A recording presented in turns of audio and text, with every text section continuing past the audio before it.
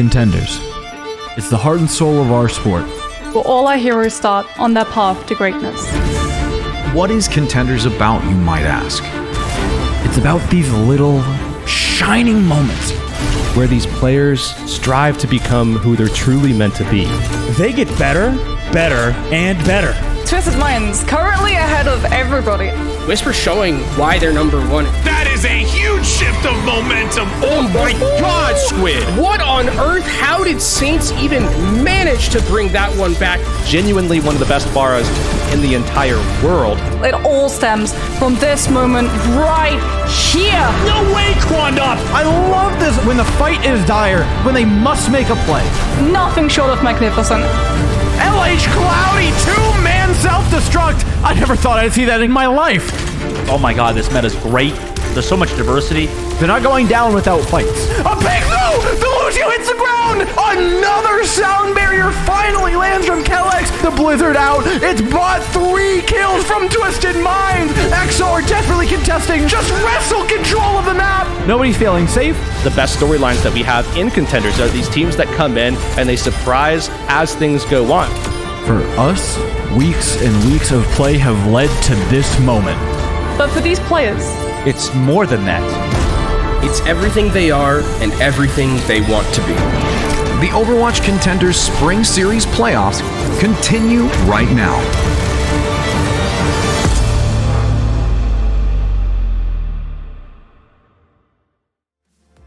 Welcome back, everybody. This is my thinking cat, also known as Rhapsody. My thinking cap wasn't working so well, so I brought Rhapsody here to tell us what game we should go to next, and Rhapsody has decided, very importantly, that we head on over to Pips versus O3 Splash, and I think she made the right decision.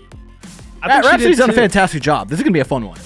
Yeah, I mean, it has to be at this point, right? I mean, O3 Splash, Pip, these are two of the teams that, like, somehow, some way, despite being great teams, found their way into the tournament, or rather the final bracket here, kind of towards the lower end of the group stage. Now they're both here in the lower bracket.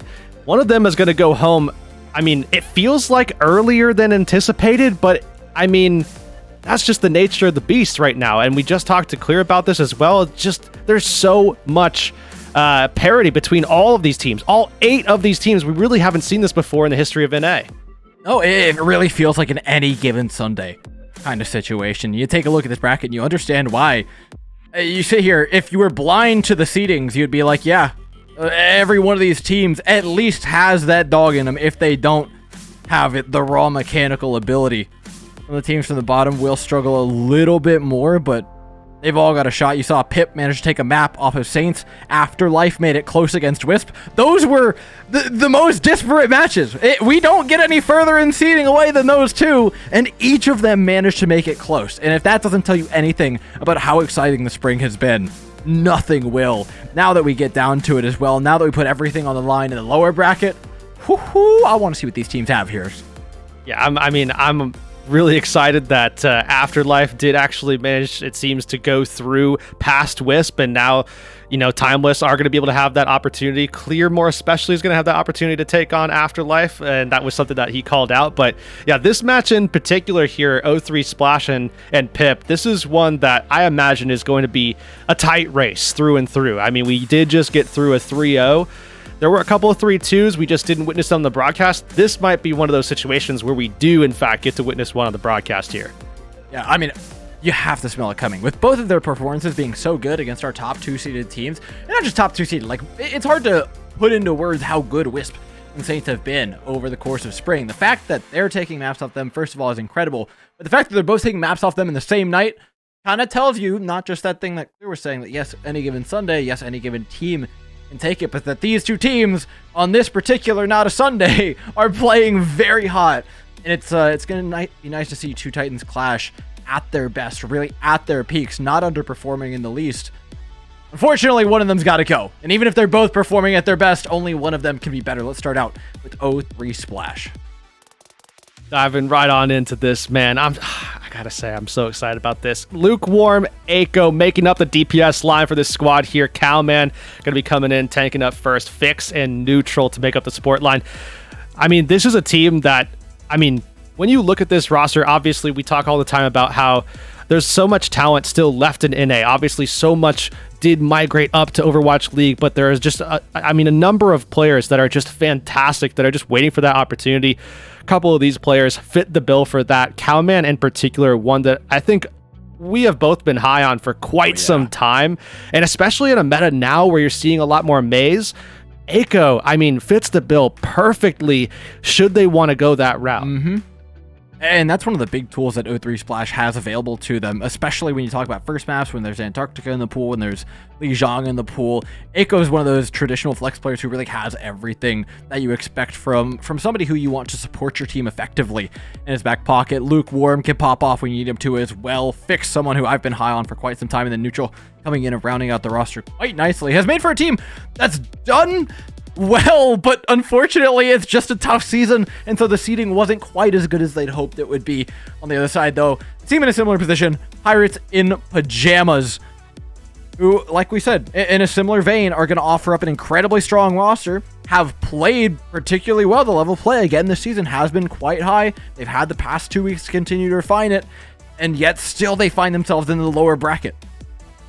Yeah, I think this is a team that is a little bit closer to your heart as well, because has some of that spirit of that G-Force team that I know that you're always going to tell be my grandkids about them. Enamored by. Yeah, Wannabe Scissors. Strider is probably the core of which that G-Force love is derived from, and then of course Joey and Z-Man, the supports for this squad. Obviously, this is a much different look to Pirates in Pyjamas than we've seen in the past, but still a version of this team that just continues to be, more than competent. They continue to find themselves making it into these brackets, regardless of if it's the same core that they started with. Maybe some of those Bear Claw members that we saw them introduce as well. Pirates in Pyjamas, this management team has kind of found a way to be successful no matter what. And this is just another great iteration from this team. I think it's a big thing. Like, Pip has just been, as an org, so consistent in turning up a team that can at least put out a solid performance. Especially, I have to hand it to them this season because, like we said, the performance that they had in the bracket in their recent match, not but 2 seconds ago, was still admirable despite the seed difference. And you look at this team and you look at some of the teams they're going up against in terms of just weight of name. They may not be on, even looking across the aisle, right? Echo, Cowman, Fix, Pirates and Pyjamas have Strider, someone who's been around for quite some time, but around that, it's not a roster that jumps out at you, but still they're finding the coordination. They're putting together the right players, and that's what's giving them some really fantastic results and why they're improving so much.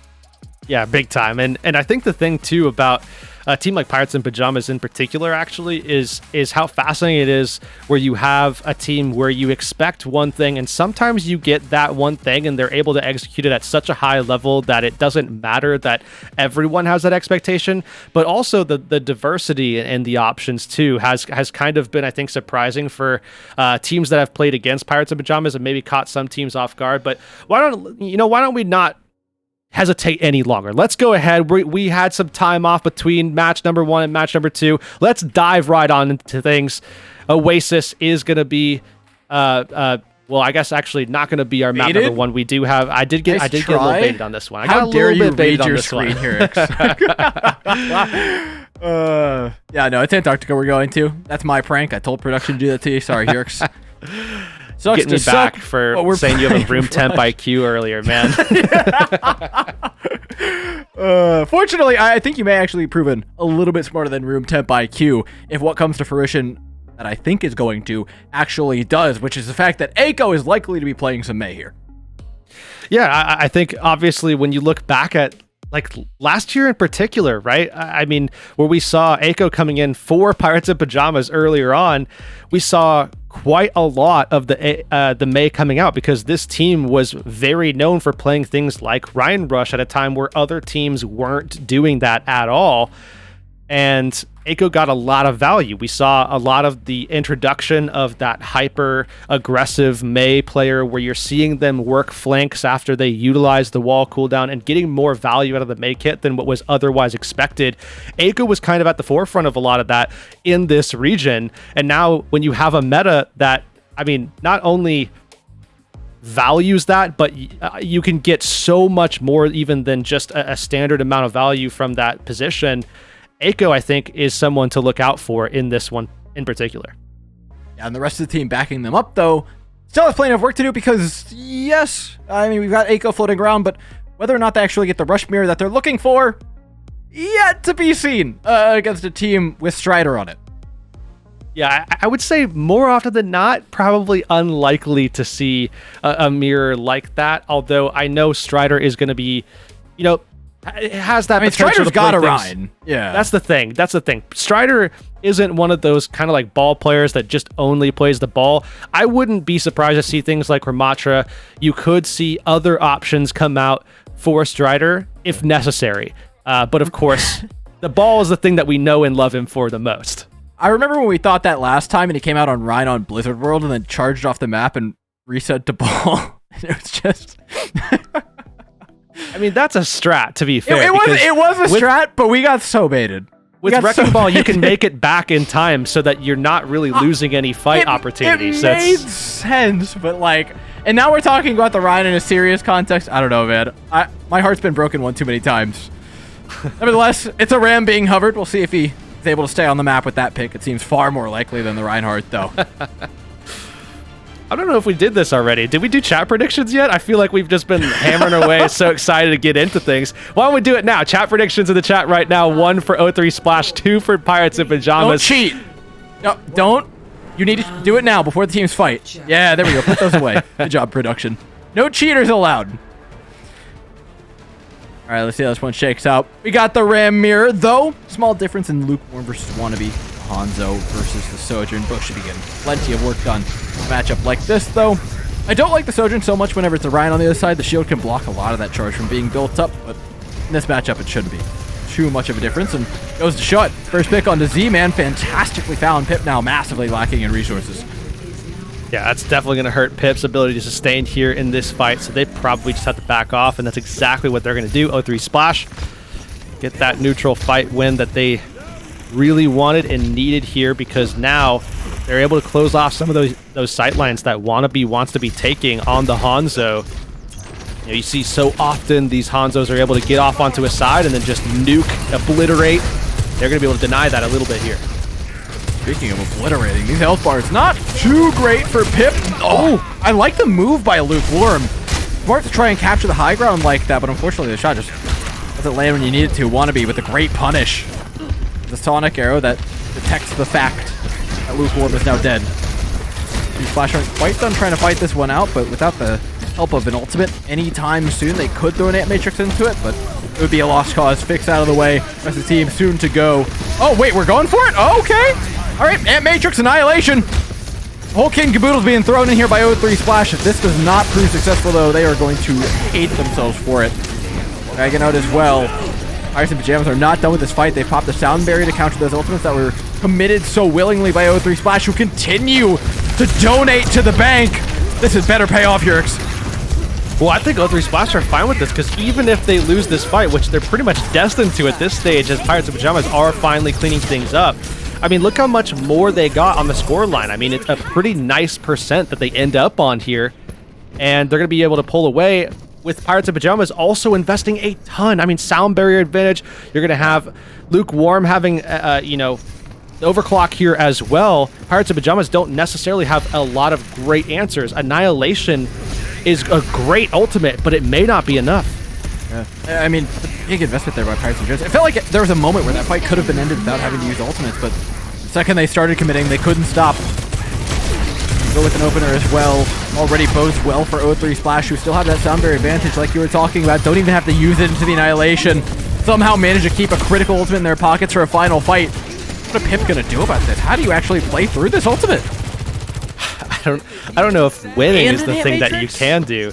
Yeah, I mean, Ant Matrix. I mean, yes, Z-Man might be able to get theirs online, maybe, but that's a tall order, and Pirates and Pyjamas still have to step up and take space away from O3 Splash, and O3 Splash are looking to deny that space outright. You can see Pirates and Pyjamas desperately working their way to try to find a different route to the point. And they do, fortunately, find a smart route to the point. It was a great disengage.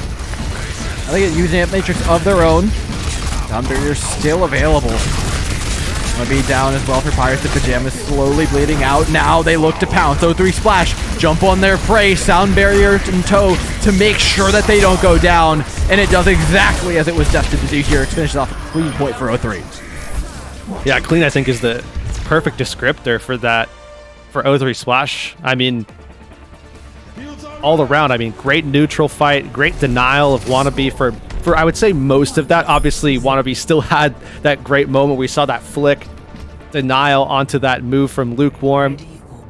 But, I mean, if 0-3 Splash can continue to do this kind of thing, it's going to be hard for Pip to come back. Oh no, man. Our producers sent in the chat to us before they popped this up on screen, said Preds are not bugged, by the way. This is accurate, just so you know. It is dead even Preds between 0-3 Splash and Pirates and Pyjamas. Thank you guys. It's been a minute here, 'cause honestly I was getting kind of worried. Like, what are the chances, you know? Because here's the thing, there's a ton of votes. Yeah, that's the thing. The chances that it goes dead even are mind-bogglingly low, and yet every time you cast, it's insanely high that we have it happen to us. Lately, there's been a bit of a break, and honestly, the way this match is going with 0-3 Splash just, dominating the control of it thus far, it may have just been despite me, because this match has been anything but 50-50. 0-3 Splash has been so in control of it, despite the wall from Scissors. Cowman eats the aggression happily. Eiko able to counter that beautifully. Already on that signature May pick. What you're talking about. Results in a pick onto Joey. The rest of the team collapses afterwards. Pirates and Pyjamas simply do not have an answer right now. 0-3 Splash's comp. Yeah, I mean, 2 for 2 now on those neutral fight wins, and I would say fairly decisive. Oh, absolutely. At this stage, you could maybe even go farther than that and just drop the fairly, but nonetheless, 0-3 Splash are in a great position now to accept Pirates and Pyjamas, who are going to be rotating in, but have to push past them, looking for an opening pick. Likely going to be having to come from Wannabe if they want to weigh in, or maybe from an Amp Matrix, but 0-3 Splash just have so many answers to return back with. Having built up those early ultimates and winning the first fight, to get the support ultimate first and to win the first fight feels kind of greedy for most of these Splash. I think they're going to be too far in the cookie jar, but unfortunately the punishment for that is not losing this game right now. Oh, if Strider manages to live through this, which would take a whole lot of doing, Z-Man, the Pirates and Pyjamas may be able to punish them for their misgivings and baked goods.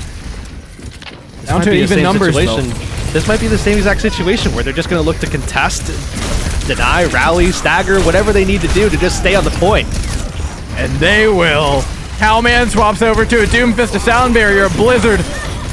Oh my, this is a lot being thrown in. Strider as well is like a lost puppy away from its owner. Z-Man dead. He found corners of maps that not many players have ventured into within Contenders as a tank player. And all that said and done, 0-3 Splash, like you said, have managed to contest it the entire time. And not only that, but they they win. So now Pirates and Pyjamas have to regroup. They have Dragon Strike, but really nothing else. I mean, this is their last chance. If they don't get the flip here, they've lost the map, and they've been dominated through it as well.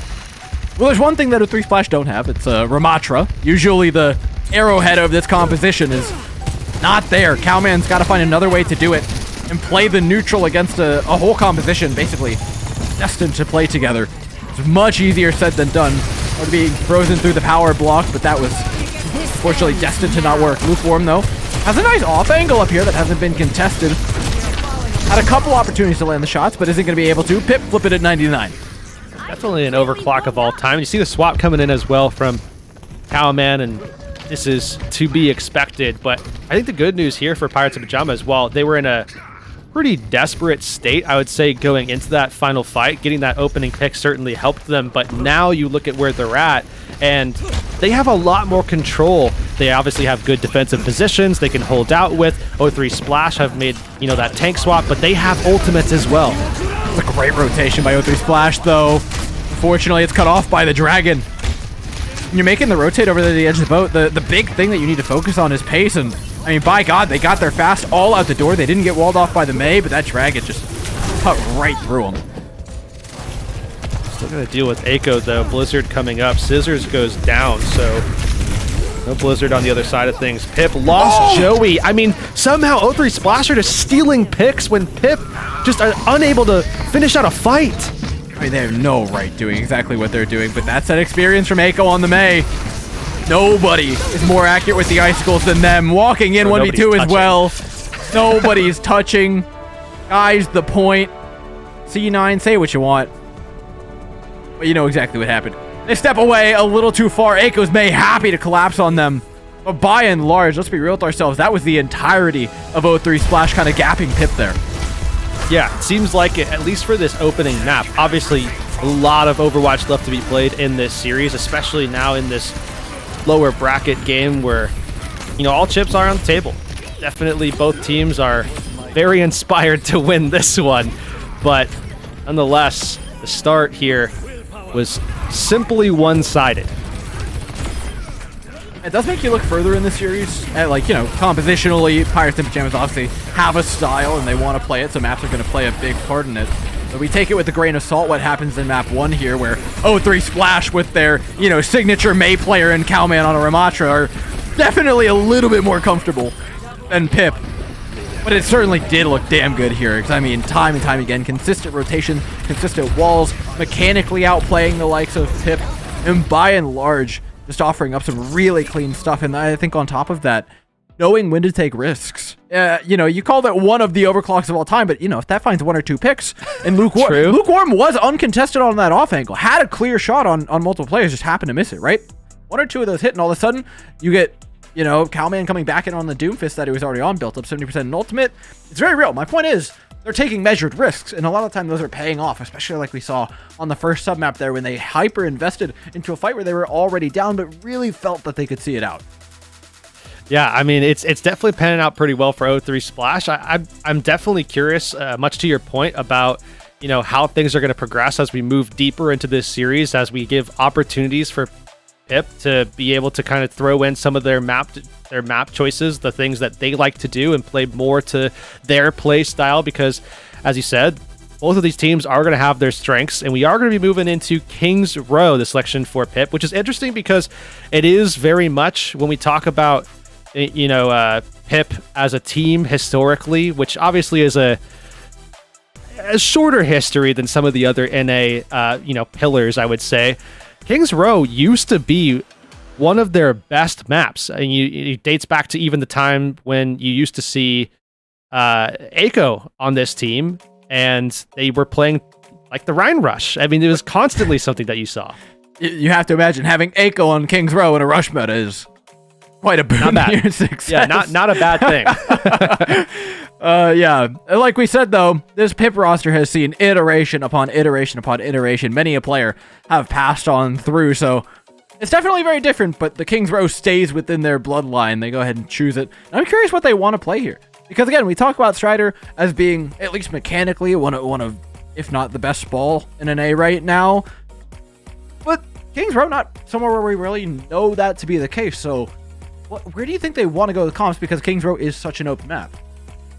Yeah, I mean, at this stage, when you typically see King's Row, you often see, I mean, it's very much, you know, down the line, there's 2 sides, and very strong opinions on either side. I would say one is more dominant than the other, especially now, but you do see things like rush compositions come in, and you do see even dive compositions come in, but typically speaking, when you see those dive compositions, it's more often than not at this stage, things like Winston, which makes it a little bit more interesting, or at least intriguing to me when I think about, okay, what are we expecting, especially from a team like Pip, who is actually the team selecting this, going into this map. I mean, is there something perhaps more interesting afoot here, or are we going to get something a little bit more to the meta, potentially, which, I mean, I would say we definitely did in map 1, and it did not go, I think, as according to plan for Pip there, of course, as it did for their opposition, O3 Splash. I mean, kind of just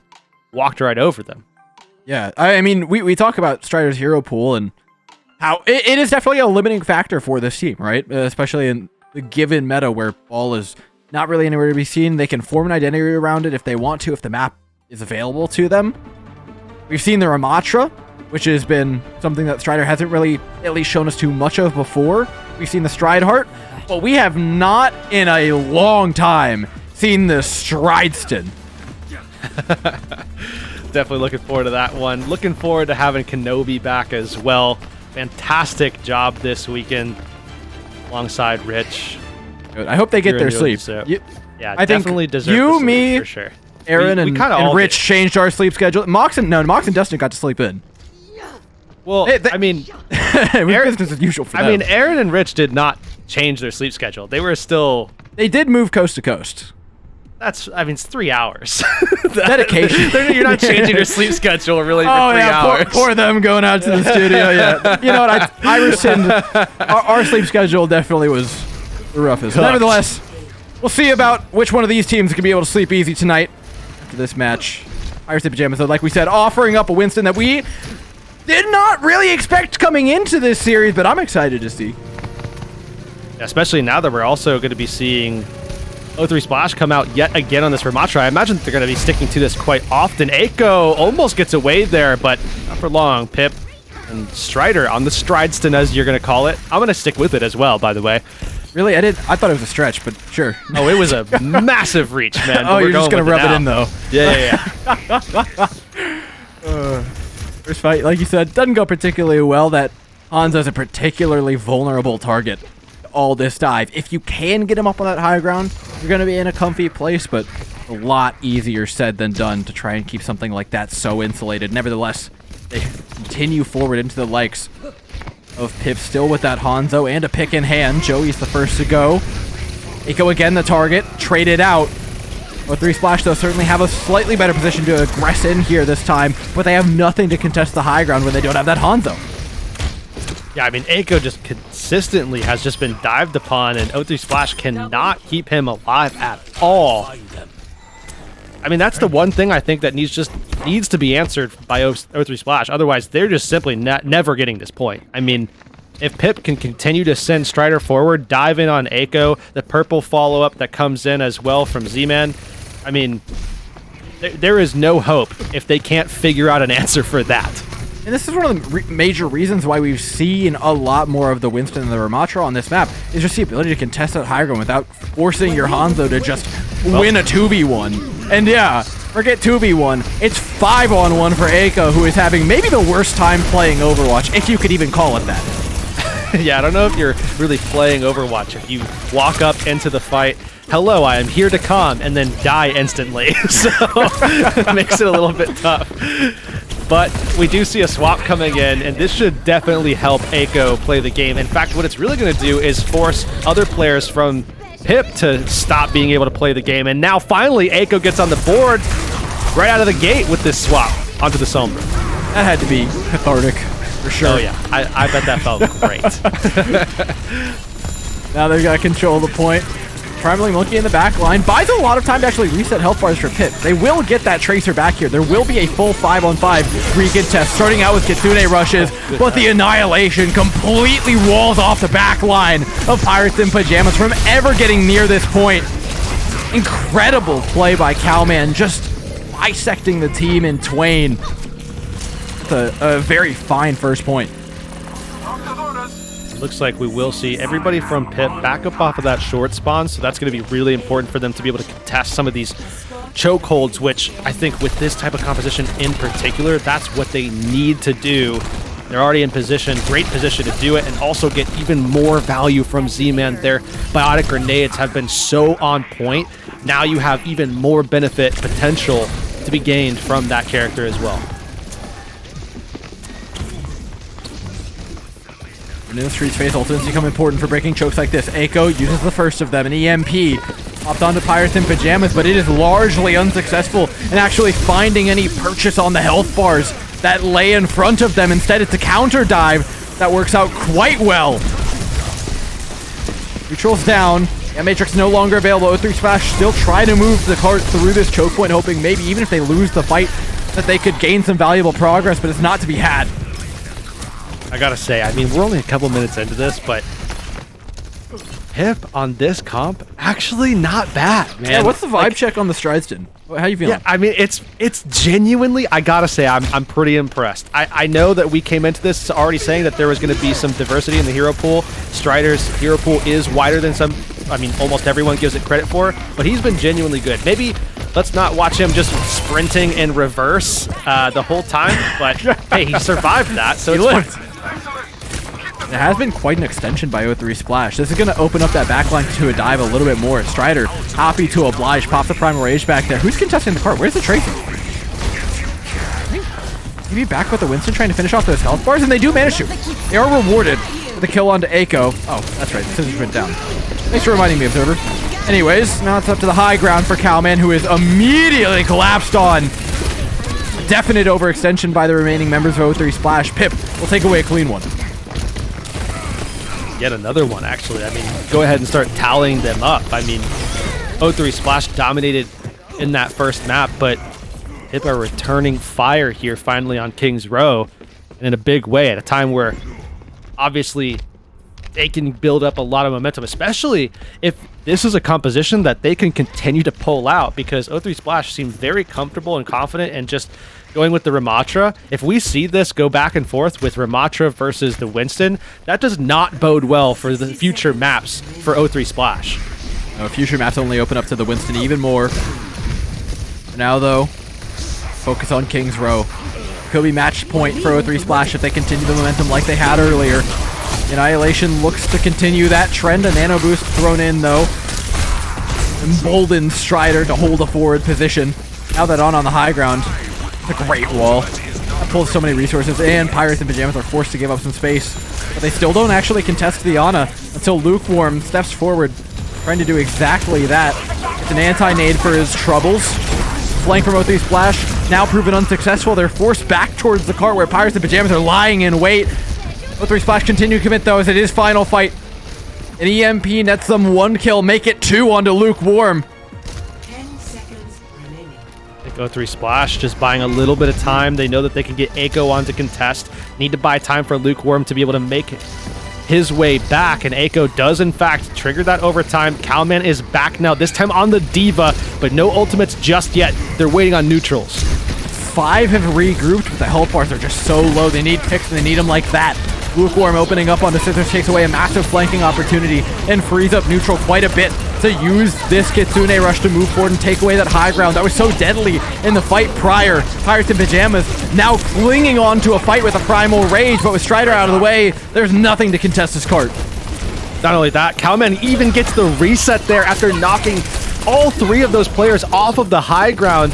O3 Splash, I mean, Cowman deserves a ton of credit for that. I'm sure the team is going to be enjoying watching that one back in review later. But now you look even further forward. Just about a minute left here. EMP, Sound Barrier, going to have that reset with Self-Destruct coming up as well. Certainly good options, but you know Pip has some of their own as well, and they're really going to be vying for that high ground control, but they might not even get it. Yeah, they walk right into the trap. The EMP, so available for Echo after having built up so much of it in the previous fight. Nano Boost attempts to counter it from Z-Man, but not too much there. Sound Barrier as well was held the entire time by Fix. O3 Splasher are just winning this ultimates-wise. Better usage, better planning. I still have a few left, but they're going to be used in a late contest, and if Z-Man here gets staggered, you are not feeling particularly healthy. A Dragon actually peels away for the Ana, who nearly gets away scot-free, but instead it's the Bomb finding 2, stabilizing things somehow for a moment for O3 Splash, but a moment is all it is. I mean, what a great bait, actually, that came out from Z-Man. Now, though, O3 Splash once again trying to get a little bit of a turn themselves, a pivot of their own, but just not going to find it there in the final seconds here. 3 seconds now. We see one more opportunity here for O3 Splash. Can they go the distance? The difficulty is that the supports are so disconnected. Strider's really effectively blocking sightlines to this cart and making sure that only the tank could walk forward, and Cowman, unfortunately, is forced to into the welcoming arms of Wannabe. Overtime burns down 2 and 2/3 or so points have been gathered here by O3 Splash. Certainly nothing to scoff at. But like we said, Hip are certainly putting on quite a show with something that we are really expecting out of them.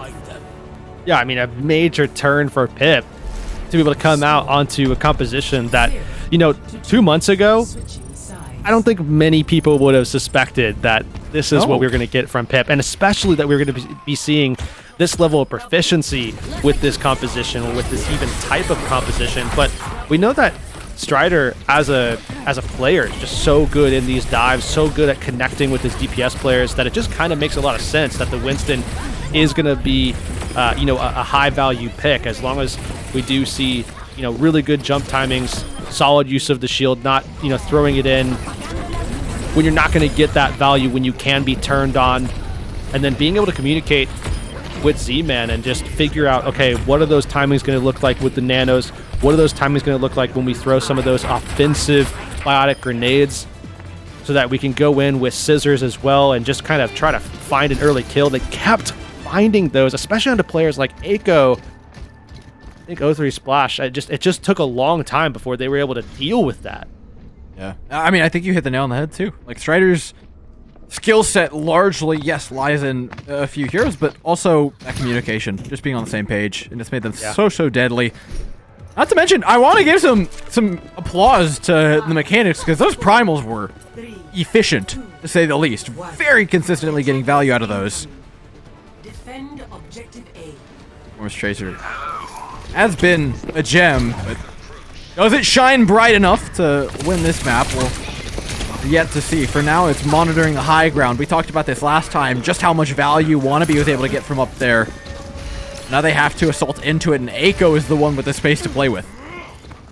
Speaking of, you can see Strider just pushing forward, trying to buy a little bit more for Pip as they're looking to round these corners, get into O3 Splash's face, and deny them that high ground setup. Strider, again, just playing so aggressively. Big pick up there, though. Man bought the really nice headphones for that one. Really has that Dolby Atmos engaged for sure.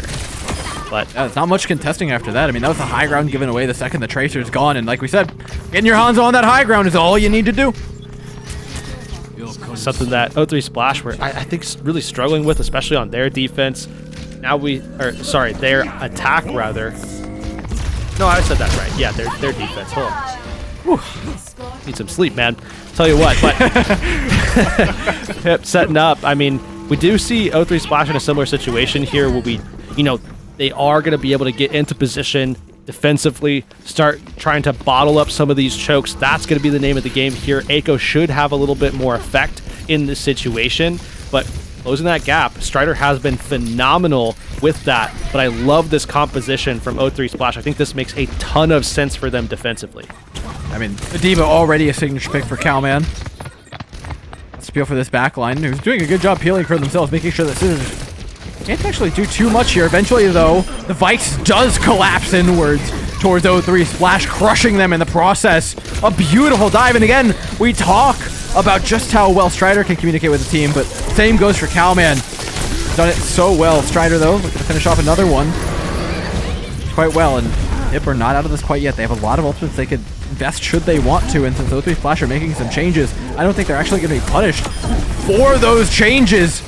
We talked about primal mechanics, though. Come on, Yerix. Yeah, not too shabby there from Strider, gotta admit, man. And now Pirates and Pyjamas just continue to, unleash this onslaught, continue to have that momentum that they just didn't have in map number 1. Dragon Strike at the ready, so when O3 Splash look to set up and push into this next fight, where they're going to have to contest at some stage pretty soon here. Wannabe can split them, Rowley can send Pip forward. They're going to be looking for a target to jump on pretty soon. It's not going to be Echo probably this time with that Sombra swap, but they're going to find someone, and that's exactly what they just did. Lukewarm down, backline in their sights. Strider knows he doesn't actually have to get a kill there. I love this dive. Let the bubble do the work. Right, the supports are effectively dead for purposes of keeping that D.Va alive. Splash on the back foot again, heading into point C. 5 minutes. 5 daunting minutes on the clock for O3 Splash.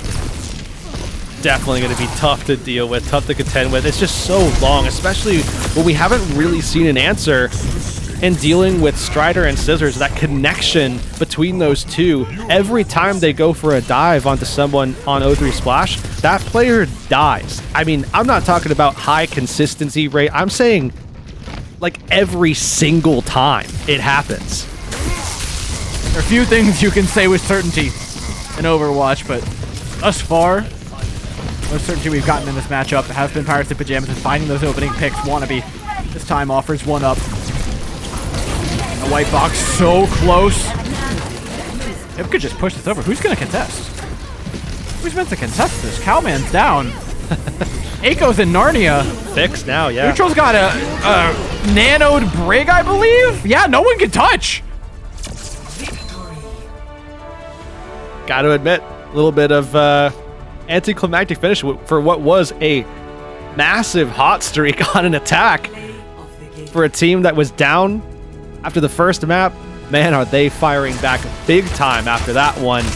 And I mean, we said it already that map choice is going to dictate a lot of the successes, some of the failures, the peaks, the valleys in this series, and it seems like that is definitely coming true here, at least to start things off.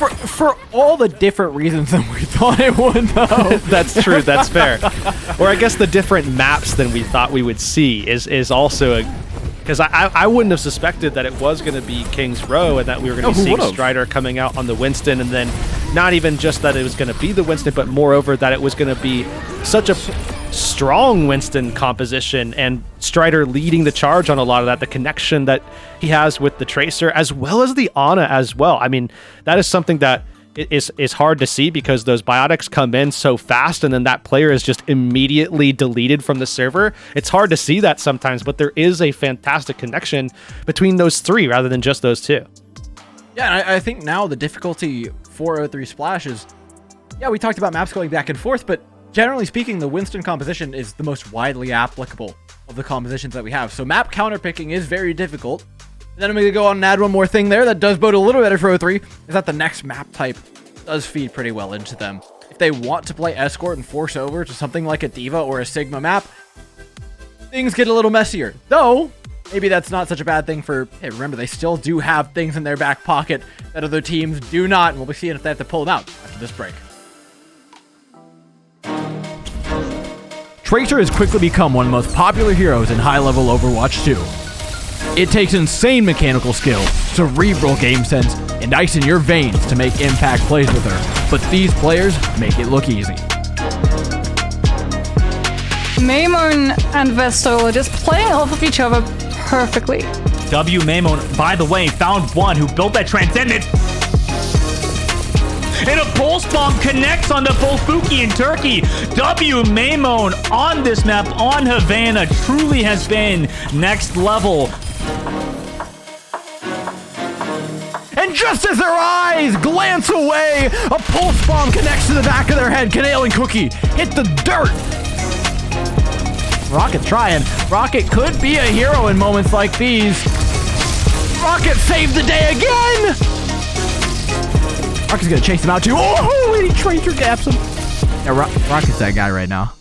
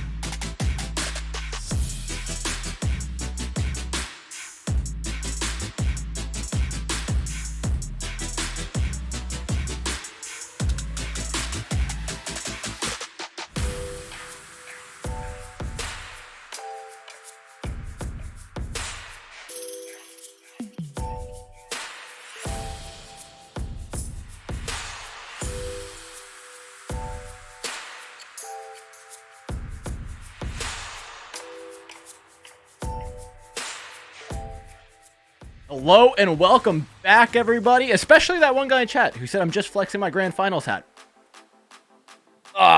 Yep. Not to brag, we got more. And of course, if you want your own drops, we've got plenty of them. Last chance for the Reaper and the Lucio drops ends on June 7th. Had that whole thing, and now nobody gets to see you put it on, and It's still on, bro. It's still on. a little bit of a whiff there. A little bit of a whiff, I think, as well for O3 Splash, but I think things are about to turn around. We've got another interesting map pick coming in from map number 3 here, Door, and it's tied up 1-1 right now, and certainly things I think have been, I wouldn't say largely dictated by the map choice or who has map choice, but I would say it definitely has played a role, and now we move into yet another pick for O3 Splash, and Shambali Monastery is that choice. This is a weird one, but one that makes a ton of sense. When you want to play something to Cowman's favor, this is probably the best map to do it with. Okay. True. But now, I think the scary part is, like, you really open yourself up to the ball here. And it may not be particularly meta anymore, but when we first saw Shambali, the ball was played a ton, and it's something that I don't think. And what did it? Door, what did it likely to lose shy to? away from? Door, what did it lose to when we saw it come out? What exactly did it lose What to? do you though? mean? It was played multiple times, And it guess won. what It won games. It lost. It just didn't win the game on stream. Okay. Okay, man. I just hear a little bit of some Come coping right on. now, and I'm just saying, man, history is not on your side. It was what 2-1 in It's not. The favor meta's the meta of for the a reason. Sigma or the Ram. I mean, there's two different options that you can go with to find answers for this on Shambali. I gotta say, I know that Ball has a history on this map, but the stats just they ain't there, man. I'm sorry, they're just not. Do we really think they're gonna opt back into that Sigma matchup, the Ramatra matchup that they struggled with so much in map 1? That's like the thing you're weighing, right? Like, is the ball that much worse that we don't want to go for it over the thing that we clearly were outclassed on earlier? Well, I mean, the thing is I don't think that Pip really gets to make the decision here, right? I mean, this isn't their map choice. We're going here for a specific reason, and that's for Cowman to play to O3 Splash's strengths. So whether it be the Ram Mirror, force that, whether it be pulling out a Sigma on defense, force that, whatever it may be, Pirates and Pyjamas are basically forced to go along for the ride on this one. And that's, I think, the exact reason why this map selection is just so perfect for O3 Splash. Set themselves up quite nicely. Pip are set up to break a spawn hold, should it be there. We've seen some pretty deadly spawn holds, especially this weekend. We'll go for it. Stepping forward. How far are O3 Splash actually wanting to commit to this? They're really just like one leg in the pool, one leg out here. Because I'm going to be honest, I can't tell if they're going to go for it or not. All right, cart hold? Not a spawn hold, but somewhere in between. I can't say I've seen it before, but it does seem pretty viable, especially with that wall offering the supports a fair bit of space to stay alive. Strider tries to step forward and faces what is quite a lot of damage on the other side. Same goes for Pip, though, as Ice Block has already been forced out, and Wannabe is taking some real dangerous pot shots from this off angle. This is an interesting play here from O3 Splash because they just can't cover their own backs here. Echo goes down actually to the front, but O3 Splash are making trades. Yeah, it's weird, it's different, but it kind of worked for a minute. I see the vision. You know, it might not have worked, but I can see the idea. 50 seconds off the clock. Pirates and Pyjamas stepping up, but obviously still plenty of time for O3 Splash to get back into the mix and go ahead and get another attempted hold, and they're going to do so at a very strong point. You can see them making a little bit of a stop there right on that back corner. And this is a perfect spot for them to take a fight. Unfortunately, it's going to be a lot harder without their DPS. Oh, what a phenomenal wall, too. I mean, Scissors just really showed up in that moment. The first pick on the DPS comes through, obviously, but then sectioning off the Ramatra from the entirety of the rest of his team really just put an icing on the cake. Those interesting choices by O3 Splash to start things off here. And Pirates and Pyjamas, I think, very happy to be taking, not even just taking point A, but taking it this early, this efficiently as well. Want to be with that opening pick. Lukewarm, I mean, honestly, way overextended for that fight. Maybe just caught out a little bit, but nonetheless, Pirates of Pyjamas set up real nicely for this one. Got 5 ults, a whole bank available. Be impressive to not be able to come away with this one, especially with the high ground being so good. Wannabe has his cloaking field on there for a second. Nobody sees him coming, which buys a lot of space for Strider the second people turn their heads. Strider has to be careful though, gets down low. Already 4 ults spent by Pirates of Pyjamas, and they're pushing forward. O3 Splash are going to be back very soon, and they need to find some kind of stop here. I mean, so far it's been nothing but Pip moving this thing forward, winning these fights. O3 Splash have to turn that around right now. Looking for some creative ways to do it. Lukewarms really think about this overclock from the behind! They watch the backs of your skulls. Actually do so. Wow, what a sick rotation by Pip. They have made like cockroaches from the light that is lukewarm and gotten for the most part out. Strider unable to escape the light though. Let's eventually go down. Pip out of the way, and a nice play by O3 Splash. I mean, kind of incredible by Pip though, because look what O3 Splash had to use to be able to actually win that fight. I mean, those disengages, that rotation that we saw from Pip, pulled 4 ults from O3 Splash. They basically had to throw everything at that fight to get their first stop of the map on their defense. And now Pirates of Pyjamas reset economy, at least to a degree, but it's just a matter of time before we see that Dragon Strike come in, that Blizzard. I mean, there's a big advantage there. And Pip also have Wannabe up onto this high ground, playing a little bit of an op angle, which is forcing Cowman back. Cowman's eating a whole lot of damage right now. No Annihilation as well to extend the sustain is forced back while they don't have a Nemesis form. Blizzard now available. Blizzard's just looking for an opportunity to use it. Needs a wall. It needs a clean ultimate landing. Isn't able to land that in the midst of all of the damage offered up by O3 Splash. And Immortality Field looks to keep Cowman up, but they simply can't. A tank traded for May. A worthwhile investment for Pirates in Pyjamas, but they need to win quickly before that spawn advantage comes into play for O3 Splash. They storm forward knowing that time is not on their side and are rewarded for the strategic maneuver. Big reward on that one as well. Pirates of Pyjamas still have to fight this one out a little bit here though, and I think for Pirates of Pyjamas, definitely don't want to spend anything, and guess what? They accomplish that goal. They also get a little bit of a prize at the end, not just the initial prize of the objective, but also yet another stagger that just helps to build more into their economy. And O3 Splash, I mean, they have that one stop, but it cost them 4 ults, and outside of that, it's really just been the Pip show throughout this attacking phase so far. I mean, this has looked a lot more like map 2 than what we saw from map 1. Yeah, so much for that crazy smart map pick. It's been nothing in the face of Pirates in Pyjamas, who just caught their stride, found their mojo. Call it what you want. This team is popping off. Another one. Z-Man's getting in on the early pick party. So, I mean, at this point, I think it's basically just been everybody that's been able to get some of these going, and Annihilation ready Sound barrier now response for from Strider. Joey. Perfect. Oh, not perfect. Z-Man died. Never mind. Oh, you were definitely supposed to stop that one from happening. That should have been better for Pip. The beat was just late.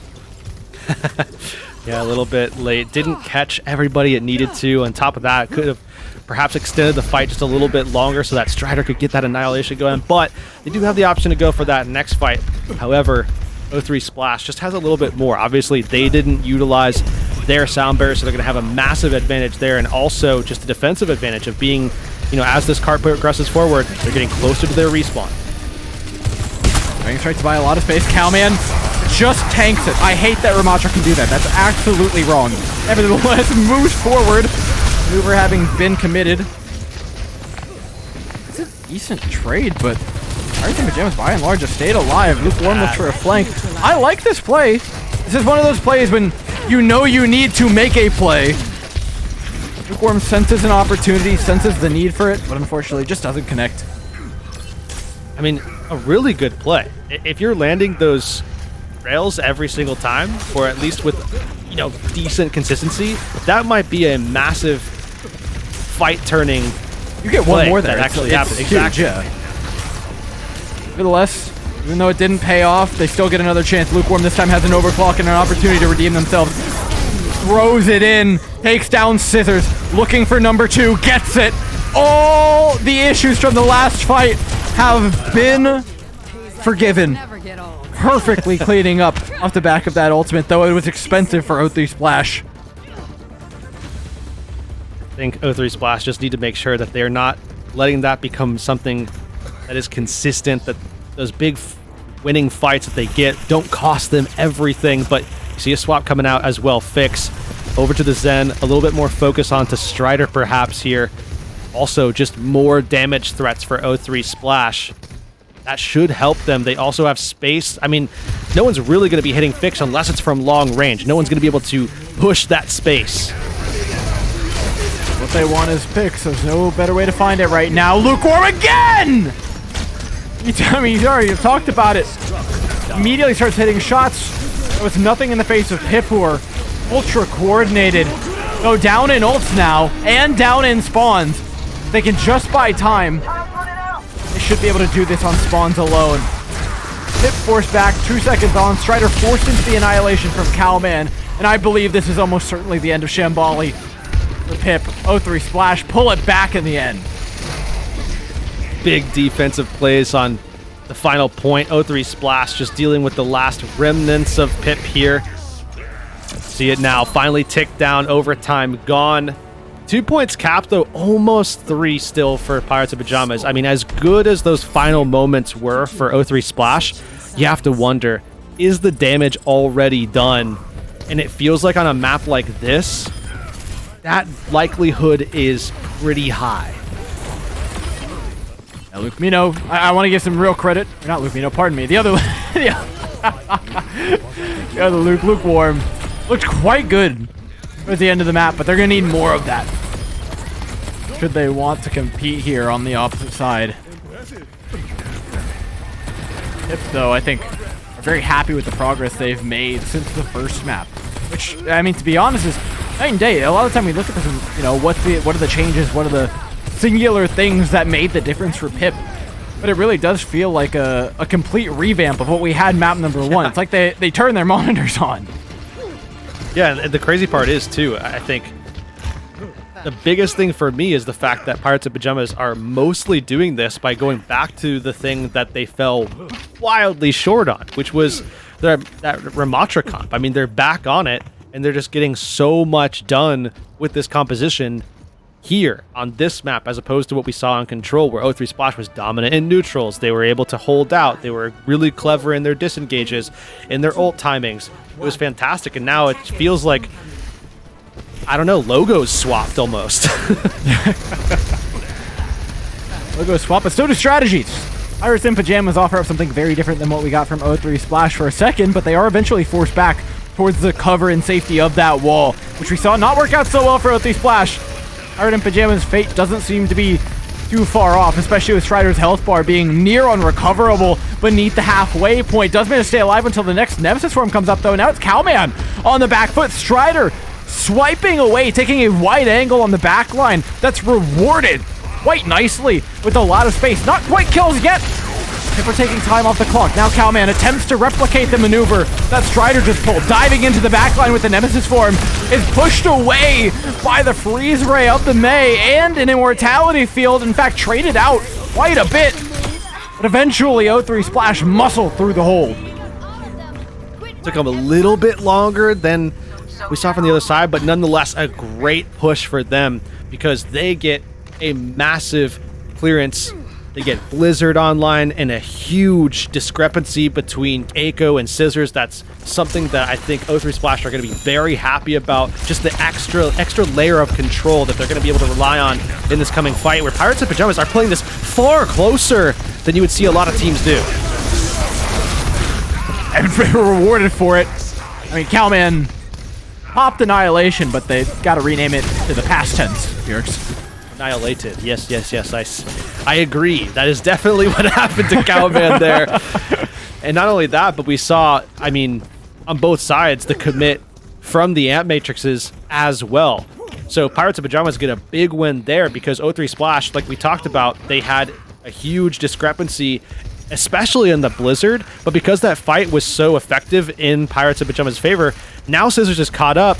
Now that's basically back, I mean, it's nullified, and in fact, they kind of have an advantage in the fact that they have Dragon Strike, which might actually be lethal in a fight that takes place here on this particular corner. Yeah, being able to cut away the supports from the rest of the team is very valuable, but the Blizzard still remains the... Oh no, the Blizzard got caught on a pole or something. I'm not sure what happened. Either way, it's out of the hands of Eiko. Scissors now holding on to the critical tool. Doesn't use it before going down. Dragon's thrown in quite late again. Not sure what we're aiming at. Pipper scrambling. Yurix, they're scrambling for an answer. Strider maybe gives it to them. One onto Eiko, a second of Cowman. Regrouping with the team now. And wisely so. I like that they don't overextend, looking for more picks there, because it was really messy from Pip. You look at the clock, though, and it's like they're kind of fine with this situation. Yeah, it wasn't the cleanest fight that we've seen from them in this series. We've seen incredible stuff, especially in the last 2 maps, but O3 Splash just continue to find themselves in precarious positions and potentially even worse than that. But Overclock, ready for Lukewarm. He's going to go for it, I have to imagine. Yeah, Lukewarm needs another one of those clutch plays from the back line. This time, breaks it completely open. Really, I mean, much of the progress, much of the hold, much of the value in clutch moments for this team is really just coming at the hands of Lukewarm, who has been absolutely incredible on the flank. And the timings, too. I wonder if there's still a problem here, though. I mean, Cart is being pushed, but everybody from Pirates of Pyjamas is back alive, and they're going to likely go for a contest before this cart actually caps. And if Pip wins, that's the map. They have everything to throw in. Scissors immediately amidst the Blizzard. They want to win here and now. Cowman dropped low, trading annihilations with Strider, but dropped low not before getting 2 of his own. This one seems destined to fail for Pip. We're down members, down space, down an A point. O3 Splash, keep the dream alive. Huge plays from Cowman to make that happen. I think, I didn't see what the cooldown was for Scissors on that ice block. I mean, it was so close to either being up or was already up. Might have been able to sustain a little bit longer and keep that thing going. Just couldn't lock down Cowman with the Blizzard. Nonetheless, though, O3 Splash buy themselves another life. 2 minutes on the clock here. Pirates of Pyjamas, they're playing aggressive. They have the beat as well to back them up. They've been taking every fight as far forward as is humanly possible. Now, I'm not going to lie. It's about time they're punished for their misgivings. There are corners on this map that you're meant to use, but Pip seem insistent that they don't exist. Yeah, and the crazy thing, too, is that they're pushing into O3 Splash. You see that wall come up from Eiko. I mean, Eiko's not going to be one to miss an opportunity like that. And, yeah, you lose that perfect spot to play. I mean, this corner right here that Eiko is kind of pushing past right now is the defensive bastion. I mean, it's where everybody loves to play from, and now it's going to be something where everybody's going to be in one tight corridor. They're pushing through a choke just to defend. O3 Splash still have a sound barrier as well. Unmatched by Pirates and Pyjamas before Z-Man goes down. They'll use it late. 4v5 into O3 Splash, who are too slow with one of their own. A greedy hold by Fix. Maybe a very big mistake. They will still find some picks, but they do not have a tank at their helm. They have Luke Mino, who's just as good, if not better. Stabbing forward through the likes of Pirates and Pyjamas, impaling them on his railgun. Yeah, Lukewarm keeps coming up big for O3 Splash, and now you see that Annihilation coming up for Cowman, and between the two, both of them just are so crazy, just so bloodthirsty looking for those kills. Pirates of Pyjamas coming up on a lot, though, and they're again showing that aggression, diving in, trying to take the fight as early as possible. Cowman again separating the team away from the Blizzard so they can't actually follow up on it, and now it's Lukewarm's turn. Not Luke Mino. Again, I'm so sorry. I don't know what's going on today. Nevertheless, has plenty of space to work with. Could be the 2 hours of sleep. It could be. Could be the 2 hours of sleep. Could be the switching from APAC to NA time. You know. I'm not gonna make excuses here. I'll take my L. I'll sit with it. Okay, that's fair. All right, Lukewarm though. Would love me to say his name again. Just needs one more big play. See them all the way through this map. It's Pyjamas. Don't have the toughest task though, trying to hold for just a minute more a minute, not a lot of time, but certainly ample opportunity here for O3 Splash. Pirates and Pyjamas, they know what they need to do. They're going to play this aggressively, just like they've played every other fight. Room to kite, though, here for Pirates and Pyjamas. I'm curious to see if they want to take that opportunity. They're playing so far forward, looking to try to actually utilize this choke. And, oh, man, Joey almost goes down. And, yeah, not disengaging. They're pushing right on in. Oh, they do not believe in holding places. Pirates and Pyjamas came here to take space, and not names, apparently. Z-Man is the first to go. O3 Splash pushing forward, diving onto Wannabe, who just doesn't have the mobility to get away from the pain train that's headed his way. Pip now lacking members. I don't think get a fair contestant here. I mean, it's a Baptiste who can look at the payload angrily, but not stop it. O3 Splash. Hey. Find a lead. And think about, like, I mean, what was it, 6 minutes ago, 7 minutes ago, something like that. I mean, this felt like a map that Pip was just destined to take. But O3 Splash found a way through them, and really just in the last couple of minutes, it felt like they just started pushing right on through. And a lot of that, I think the big difference that we saw once we got away from some of these neutral fights and the momentum that Pip carried, it was often just Pip taking fights in very aggressive spaces where there was opportunity to disengage, there was opportunity to kite, you could play back, play those, better corners. But Pirates and Pyjamas had a totally different concept in mind of how to play this, and I think O3 Splash took advantage of it a little bit here. Which is weird, because it really did feel like on their attack they were playing those positions kind of dutifully, right? Understanding the lay of the map, but when the sides swapped, it was just a completely different game. Pirates and Pyjamas still a little bit behind in the Ram comps, but let's be honest, that was a big step up from map number 1 for Pip. Yeah. And I think that's a very good thing, especially considering that they've got map picks up their sleeve. And I wonder too if Pip changed that one thing, if they're just saying, okay, we're looking for those consistent contests. We want to try to take time off the clock, even if we're not winning. We're at least playing to the map's win condition, just trying to win that time battle. We did get a lot of distance. It could have altered what they were going to do, which would have been what we're talking about, and instead they wanted to play the time game, which, I mean, that still even makes sense itself in isolation. Obviously not as much in retrospect now that we see how it worked out, but either way, I wonder how that looks if we see this mirror come out again and they decide, you know what, let's go ahead and ease back a little bit on that aggression, on some of that, forward placement, some of that overextension to try to force a contest in a fight. Let's play to the map's strengths instead and have those disengages, have those, angles to retreat.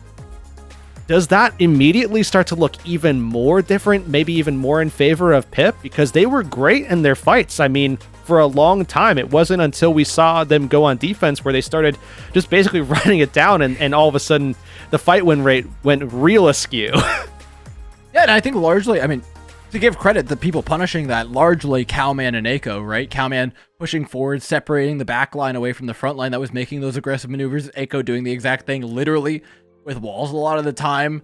And then also, we're seeing some big plays from Lukewarm, not Luke Mino. Yeah. I think this headband's squeezing my head. I got one too many on. That's a problem.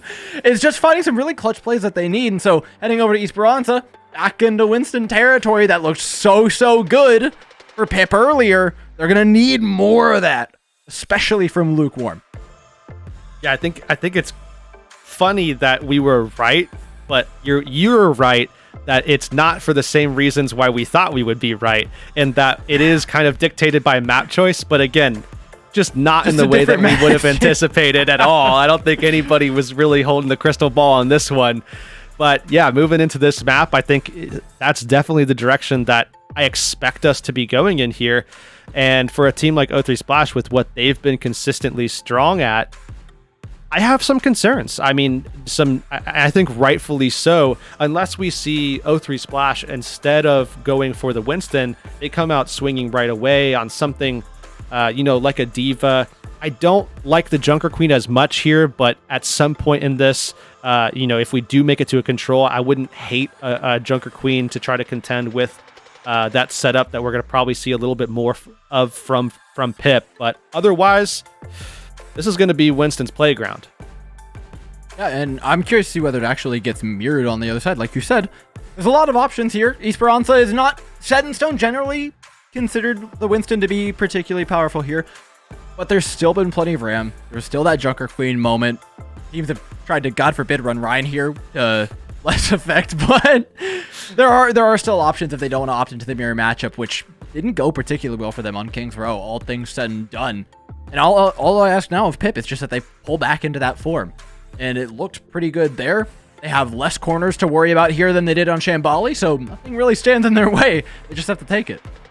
Yeah, I think if I'm Pip, I'm just going right over to the Winston comp. I'm not even wasting any time. I'm not even going to kid around. I'm just going to sit. I'm sitting on the Winston. I'm camping it. I'm just going to try to do that for the rest of the series because it worked so well on King's Row, and it didn't feel like O3 Splash really found a solid answer outside of just hard swapping away from anything that could be actually effectively dove. And even still, once we saw that swap from Eiko to get off of things like the Hanzo, for example, I mean, you were still seeing that same thing happening where Strider and Scissors were connecting, and you were seeing Z-Man get involved as well with the biotic grenades.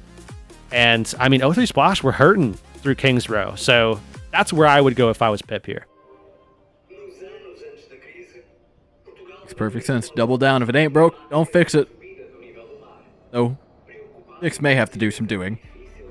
Alongside Calman, Eiko, Lukewarm in neutral. Curious to see what they lock in, though. We got 9 seconds till we find out. You guys voted 50-50 on this match. We were really doubting you after map number 1, Hirix. But alas, chat's proven right yet again. They've done pretty well today. Have indeed. We'll see. I mean, is this a situation where they, no matter what happens, they win, or no matter what happens, they lose with the 50-50? If we go to a map 5, they win. Okay, fair. If we stay here, we give them like a passing grade. We give them a C, you know, a passing 70. They get the degree, they get to move on, but like it will have been right. It was like a pretty close match, but not a 5 map.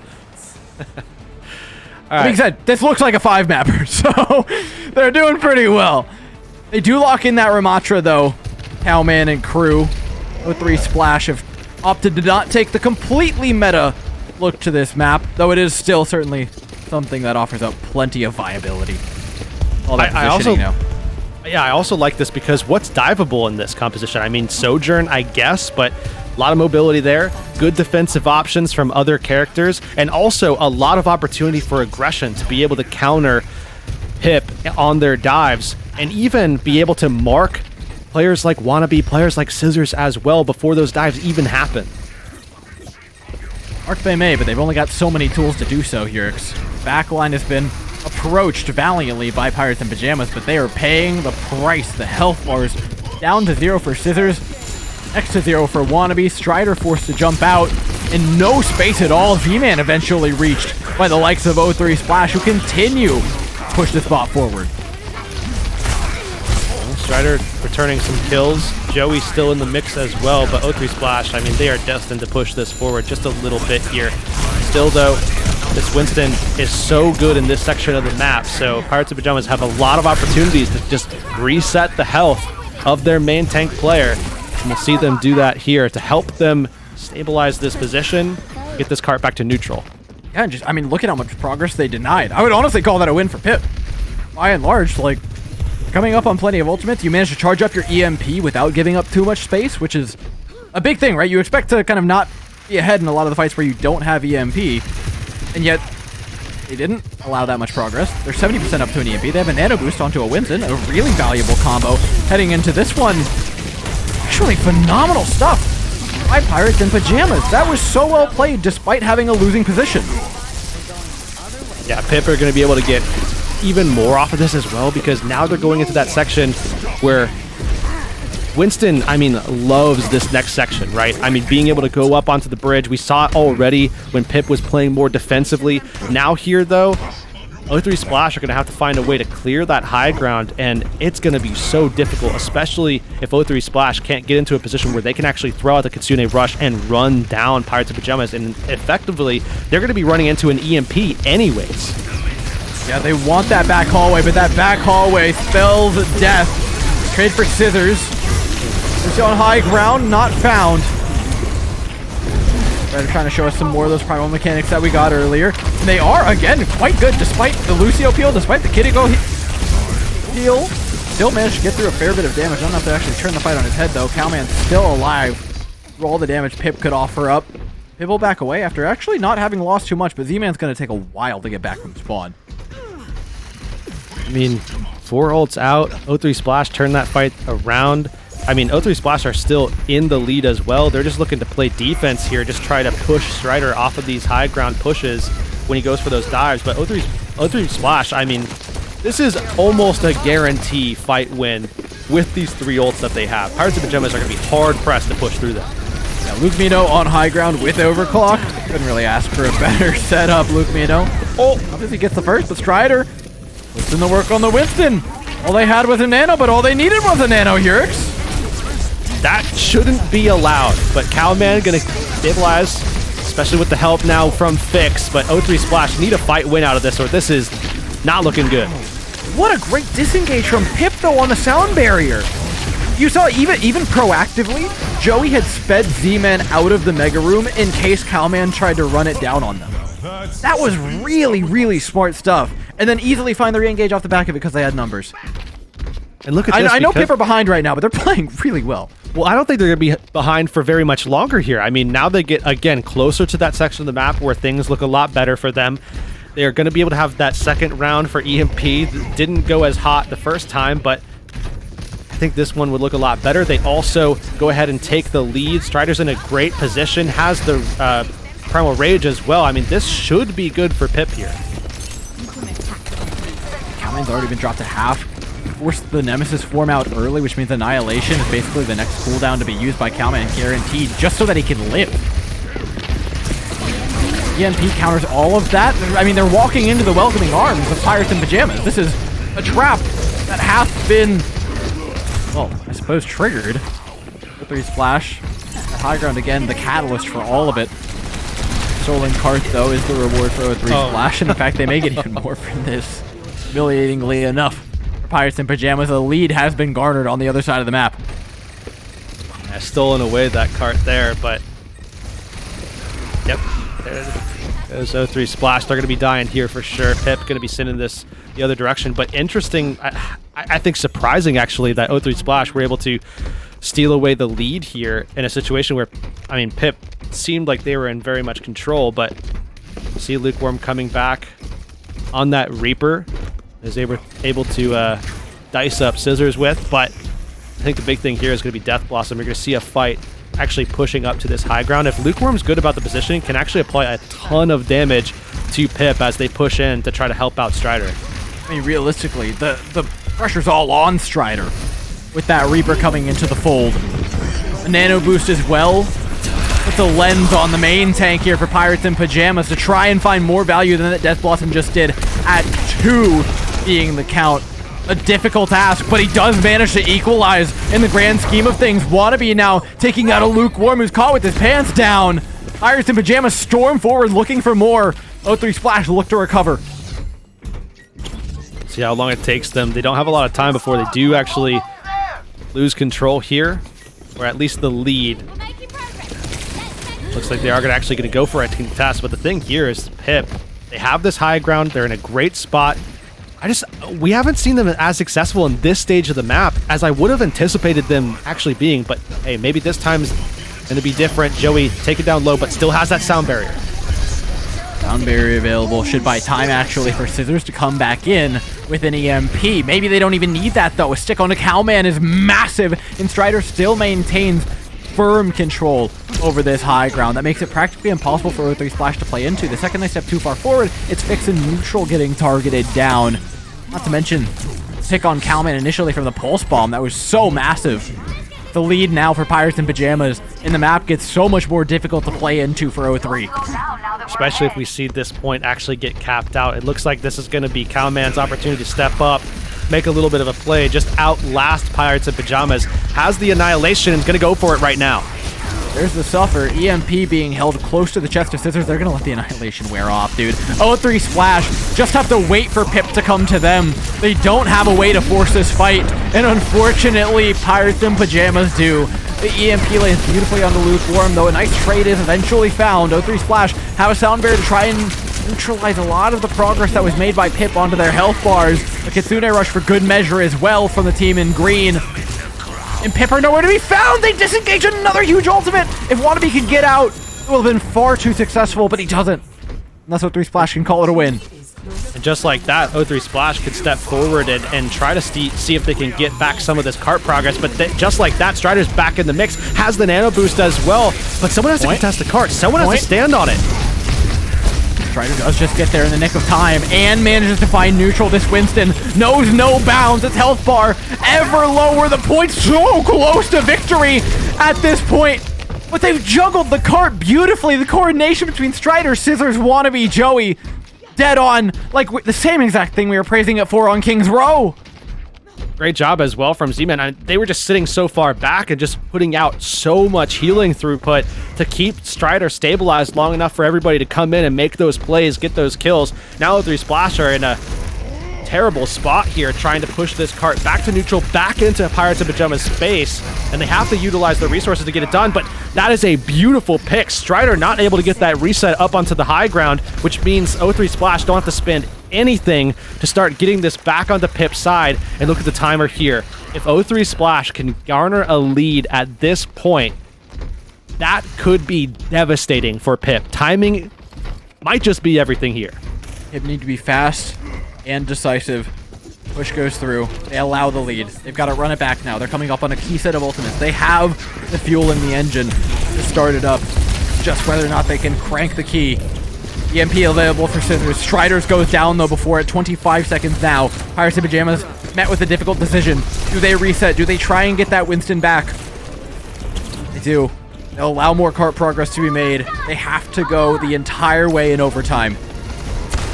Devastating here, Pirates of Pyjamas. They have a bunch of ults, but they're probably gonna have to spend some just to force this fight win. O3 Splash, though, they do have... Fix gets hacked! He's not able to get it off in time. The sound barrier is late. Sound barrier is late, which most importantly is that it was thrown in at all. Joey, though, has to trade it. I honestly don't love that sound barrier. That was something they really could have used to snowball this back. O3 Splash, I think, are given another solid chance by the fact that that was equalized. Question now is, what is the outlook here for O3 Splash on their defense? They've set the bar. Now they have to make sure that they can close the door on Pirates of Pyjamas if they want to be able to take this one home.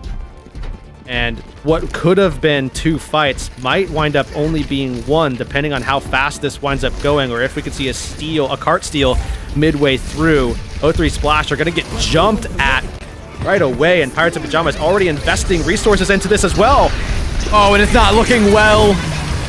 Nano boost out. The whisper in the hum of an annihilation from Cowman that completely denies Pirates and Pyjamas access to the point or their health bars at the same time. O3 Splash run it back in the final minute. Take control of Esperanza as well as the series. Back and forth, man. That one was incredible. I mean, those last 2 maps especially, obviously, were wildly different than how things started, where it looked like it was one-sided one way, one-sided the other way, and then all of a sudden we get into Shambali and it was really anyone's game. Both teams just at each other's throats. I gotta say, I mean, I know Pip is out. I know, we're not gonna be seeing them anymore in this tournament at this stage, but massive respect to Strider for being able to pull out that Winston. I know that is not exactly the specialty, but looked fantastic. O3 Splash just collectively looks a little bit better here today. And it was just a little bit. I mean, the coordination was dead on. O3 Splash's willingness to commit into fights that they were down in, I think, was what really did it. We saw it whiff a few times, but when it paid off, I mean, they were getting double their money for a lot of those fights. I think Pip offered us some clean play. The disengaged play on Esperanza was, I mean, hand over fist incredible in a lot of situations, and their ability to stabilize across multiple compositions was good, but O3 Splash just edged them out. They have that little bit of extra gumption, and I think we talked about it being in the lower bracket. You've got to just, there's a little bit of clutch factor to it. There's a little bit of who shows up on the day, in 0-3 Splash, especially with Luke Mino coming up with some massive plays in a lot of the situations, Aiko kind of burning through health bars time and time again. That's what really did. That's what gave them the teeth they needed to see their way through and keep their wings alive in the lower bracket. Yeah, I mean, obviously that DPS line do it so much. I love the flanks that we saw from Lukewarm as well. But yeah, I mean, clearly a great performance all around from 0-3 Splash. They're going to be moving on in the bracket. And one of the teams, I mean, we just heard from Clear pretty recently that any one of these teams, given a good run, could find their way into a grand final and win it all. I mean, it really is down to anybody at this stage. 0-3 Splash could have a miracle run. Maybe this is the start. We'll have to see, though. Interview on the other side of this break. It's going to be with Aiko. We'll see you in a couple minutes. Has your music lately been sounding off? Melodies sounding out of tune? Shows ending without a swoon? Missing your beats? With no way to improve your feats? Well, just you wait until you get your hands on the brand new Overwatch Contenders Lucio skin! Obtaining such a masterpiece is as easy as connecting your Battle.net account to Twitch. After that, watching Overwatch Contenders will contribute to your drops progress, letting you claim each outstanding offer, including the luminescent and lustrous lime locks of Lucio, equipped with the latest and greatest hardware and software. The Overwatch Contenders Lucio skin will be sure to heighten your harmonies and fire up your fans.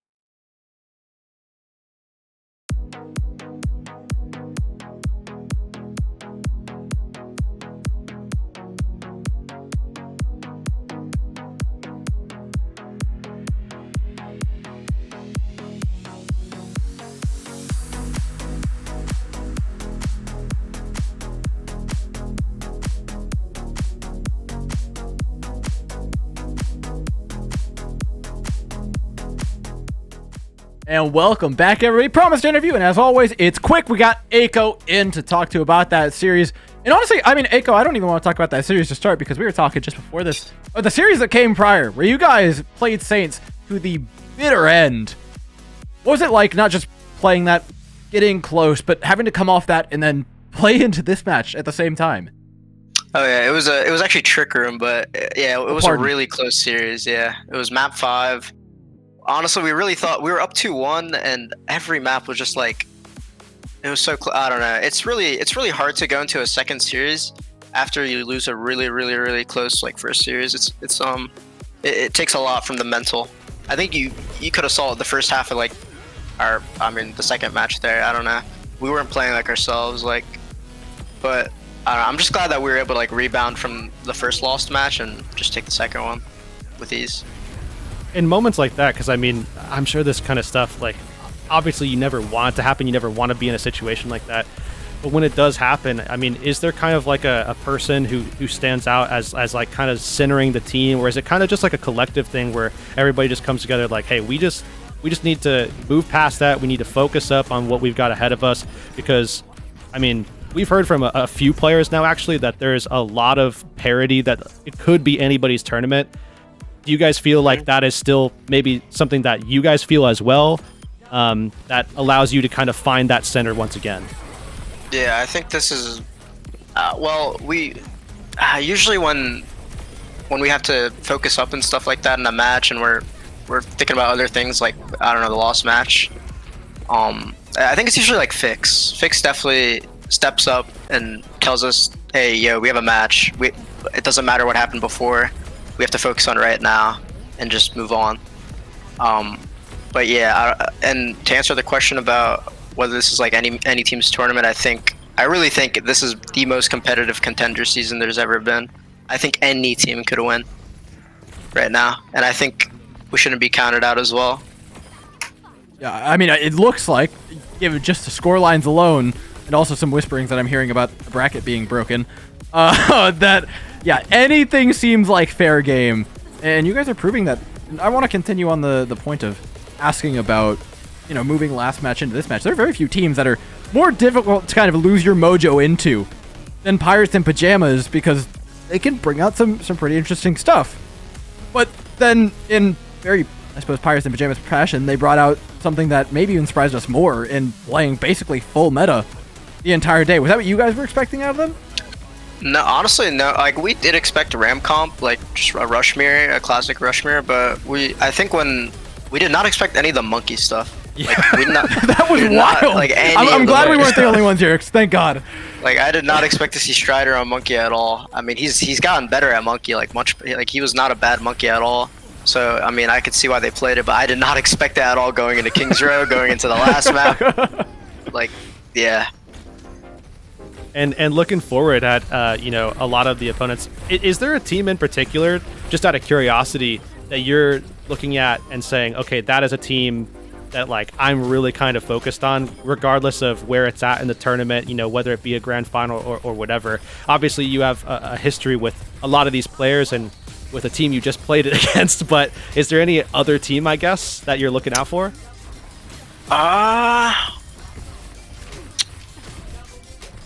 Just kind of like a who cares, just let me get the W in the grand final. You want to bite at Trick Room again? Honestly, it was Redbirds, and then they just lost both their matches today. Like, I wanted to be Redbirds, but someone took that from me. I guess if I have to choose, since Redbirds are out, I'd probably say Wisp. I definitely want to beat Wisp. Everyone's kind of got targets on their head at this point. And I think you guys are in prime position because no one's really looking, but like you said, they absolutely should be. Before we let you go, I want to know what it's been like for the past 2 weeks, because we talked earlier to Clear about what it's been like for them in Timeless and constantly having to focus on what's ahead with how much the meta has shifted, with how open teams have been about playing what they're more comfortable with. What have the past 2 weeks been like for you guys developmentally? Do you feel like there's been a big shift? Do you feel like there's been progress made? Because as close as it was coming in to this tournament, it feels like the past 2 weeks have only really served to embolden that. I think everyone in the past 2 weeks has, like, improved. So it feels like ever since round robin, everyone just, like, every team just upgraded and evolved to a better version of themselves. Like, it's pretty hard not to improve in a 2-3 week period like that. But I definitely think we improved a lot during our 2 week period. I think we have, like, very heated discussions about the game. We're very passionate about coming down to, like, a resolution as a team. And I think, yeah, I don't know. I think our team just took advantage of the time we had, and we practiced really well. And I think we improved dramatically. I also think when match day comes along, we turn a different leaf. We become a different team. There's just something about it. Hey, I mean, if you're going to choose between, you know, heating up in scrims and heating up on officials, I'll take officials all day long, man. So that's that works out. I'm going to go ahead and give you last word just in case, because obviously we love having you on here, man. So if there's anything you want to say to the fans right now, I'm going to give you the floor. We don't usually do this, but you're worth it, man. I want to shout out Neutral. This is his first Contenders season, and he actually is really nervous coming into the matches, but he pulled through, fortunately, and he's playing pretty decently. I'm proud to see him go. I'm happy to see him go. He's my boy. It looked really consistent. I'm excited to see more of Neutral, more of you, of course. And before I let you go, please be sure to say sorry to Lukewarm before he watches this VOD. Anyways, later, Aiko. We'll be seeing you. Thanks for popping in for the interview. Thank you. Always a good one, man. Always a good one. Always. I feel like we got some really nice interviews. Clear was fantastic as well. Everyone's so open. 2 weeks really does something to players. Maybe they had some time to touch some grass, you know? At friendly. Unlikely, but why don't we go ahead and pivot? Why don't we go ahead and look at the schedule as it happened throughout the day here? It was, I mean, it felt pretty quick, but I don't know if I just blacked out at some point during it. Timeless, big win over Redbirds. I would say bigger because of how it happened. I mean, a 3-0 is something that Timeless is really going to be able to, go to bed tonight feeling great about over a team like Redbirds, who had an unfortunate day. We'll get into that in a second.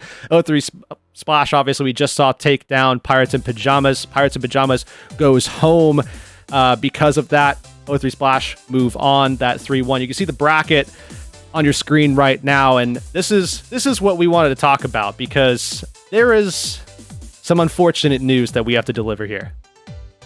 And it's that Redbirds are gonzo. 3-0'd by Wisp in about the quickest fashion you could humanly imagine. They've been knocked out of this tournament alongside Pirates and Pyjamas. And I'm not going to lie, Hirix, we look back to the beginning of this spring series for Contenders when Redbirds were having a little bit of fun in their games. It took them a while to warm up. And those losses put them at this seed up against these teams, Timeless and Wisp. Not to mention the fact that Wisp is down there to begin with. So, crazy enough. Yeah. But that's the track you've kind of made for yourself with those earlier games. I know a lot of players think, it's just the start of the season, but they matter. And I think today we really saw that actually come to fruition, unfortunately. Yeah, I mean, how about an 8 seed taking down a 1 seed in the first game? Afterlife moving on to put Wisp in a position to even take out the Redbirds. I mean, this is already shaping up to be a crazy bracket. Why don't we go ahead and look to the future, what we've got cooking for tomorrow, May 30th. We've got Trick Room taking on Saints, and then we've got 2 matchups in the lower bracket. Those oppositions for 0-3 Splash and Wisp are yet to be determined. We have to see who takes the losses in those upper bracket semifinals before we see who is going to go up against who. But it's a 3-game triple header for not just NA, but also EU taking place just prior to the start of NA. Yeah, we got Twisted Minds up against Triple Esports. This is going to get aerial, I feel like, here. Yeah. No spoilers there. Any enjoyers of Farah, be sure to wake up early for that one. SR Peak Check up against a TBD, though, it's sheer cold to match that. SR Peak Check as well, putting on some pretty solid performances today. And that's what that looks like. Let's take a look at the bracket and how things have shaken out here. A little bit more expected results as far as EU goes, but they were the ones coming in with a much more even group stage where, what was it, like 3 or 4 teams that were like 8-3? Yeah, EU is a weird place right now. I mean, you see, of course, at the top of things, it's, Twisted Minds to be expected. Phenomenal team, has been for some time. But, a second place finish in the group stages in the round robins at 9-2 plus 14 map differential. And then, I mean, the rest of this kind of makes sense. You don't typically expect to see Team Peps, in that 8th place, barely making it into the tournament. They had a pretty solid first showing in their first series against Twisted Minds, just fell a little bit flat, and unfortunately for them, wound up going home later to Cloudy and SR Peak Check. Just a little bit, I mean, that Ryan, that Farah from Twisted Minds, those two teams, just a little bit too much. But nonetheless, obviously a lot of action still yet to take place tomorrow. Remember, Europe, NA, it's coming back, and it's coming back big time. 3 games for each region. Right, a lot of Overwatch to be played, so it's important that you guys make sure you catch them, follow, subscribe, do whatever other button might need to be pressed. And then on top of that, make sure you get some sleep, because Hirix and I still have to fix our sleep schedules. And I know that's going to be valuably split time. Until then, guys, though, we appreciate you standing by for fun matches today. We'll catch you tomorrow. Tracer has quickly become one of the most popular heroes in high-level Overwatch 2. It takes insane mechanical skill, cerebral game sense, and ice in your veins to make impact plays with her, but these players make it look easy. Maymon and Vestola are just playing off of each other perfectly. W Maymon, by the way, found one who built that Transcendent. And a pulse bomb connects onto both Fuki and Turkey. W Maymon on this map on Havana truly has been next level. And just as their eyes glance away, a pulse bomb connects to the back of their head. Kanale and Cookie hit the dirt. Rocket's trying. Rocket could be a hero in moments like these. Rocket saved the day again. Rocket's gonna chase him out too. Oh, and he tracer gaps him. Yeah, Rocket's that guy right now.